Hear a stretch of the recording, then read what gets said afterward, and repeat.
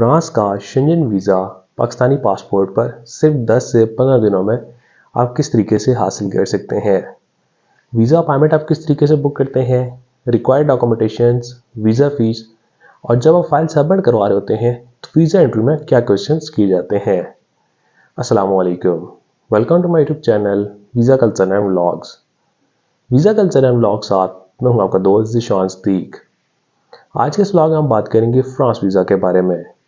अगर आप फ्रांस का शॉर्ट टर्म वीज़ा अप्लाई करना चाह रहे हैं जिसमें visit visa, business visa, family and friend category से अगर आप वीज़ा अप्लाई करना चाह रहे हैं तो इसके लिए आपके डॉक्यूमेंट्स की सबमिशन डायरेक्ट आपकी एम्बेसी में सबमिशंस होती हैं। डिप्लोमेटिक एनक्लेव के अंदर एम्बेसी है, आप वहाँ पर अपीयर होके अपने डॉक्यूमेंट सबमिट करवाते हैं। लेकिन डॉक्यूमेंट सबमिशन के लिए फर्स्ट ऑफ ऑल आपको अपनी अपॉइंटमेंट बुक करनी पड़ती है। इसकी अपॉइंटमेंट बुक करने के लिए कोई पोर्टल नहीं है कि जहाँ पर स्लॉट्स अवेलेबल हों आप बुक कर सकते हैं, ऐसा कोई भी प्रोसेस नहीं है। फ्रांस की अपॉइंटमेंट बुक करने के लिए AEG ट्रैवल सर्विसेज उनका एक ईमेल एड्रेस है जिसके ऊपर आप ईमेल में अपनी अपॉइंटमेंट की रिक्वेस्ट करते हैं जिस कैटेगरी का वीज़ा अप्लाई करना चाह रहे हैं।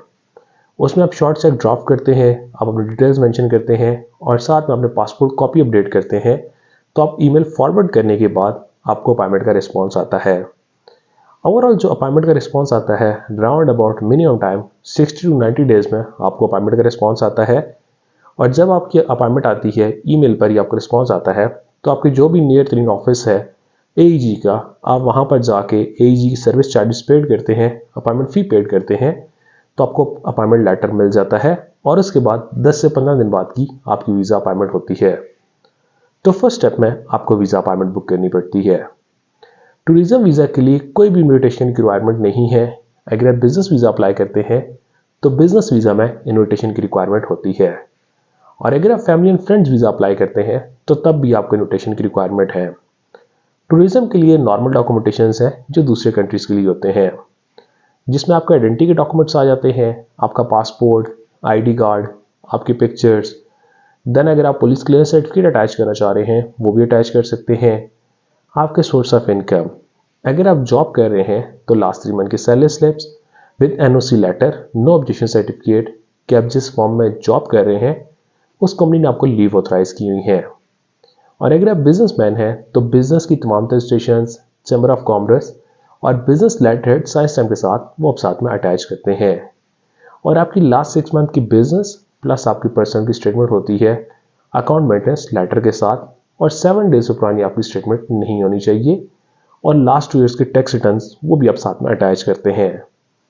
देन आपको ट्रैवल के डॉक्यूमेंटेशंस में आपको online visa form fill out करना पड़ता है। आपका first of all account create होता है। Online visa form fill out करने के बाद आप उसको पोर्टल पर सबमिट भी करते हैं। अगर आप पोर्टल पर सबमिट नहीं करते तो आपकी वीज़ा फाइल ही सबमिट नहीं होती। आपकी टिकट बुकिंग, आपकी hotel booking, travel health insurance, visa request letter, ये आपकी ट्रैवल की डॉक्यूमेंटेशंस होती हैं जो आपकी वीज़ा फाइल को कंप्लीट करते हैं। ये सारी आप वीज़ा फाइल कंप्लीट करते हैं जिस दिन आपकी अपॉइंटमेंट होती है। आप एम्बेसी में अपीयर होके वहाँ पर अपनी फाइल सबमिट करवाते हैं।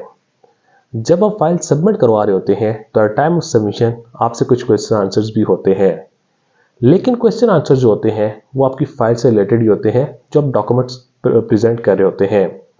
उसके अलावा कोई क्वेश्चन आंसर नहीं होते।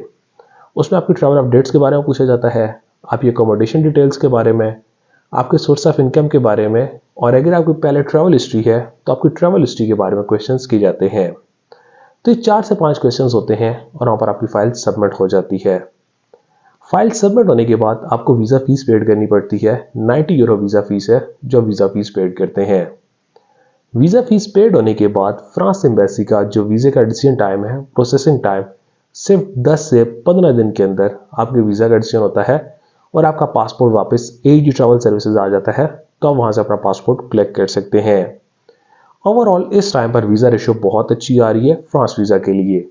लेकिन जो ज़्यादा प्रॉब्लम्स आती हैं वो आपको वीज़ा अपॉइंटमेंट की प्रॉब्लम आती हैं।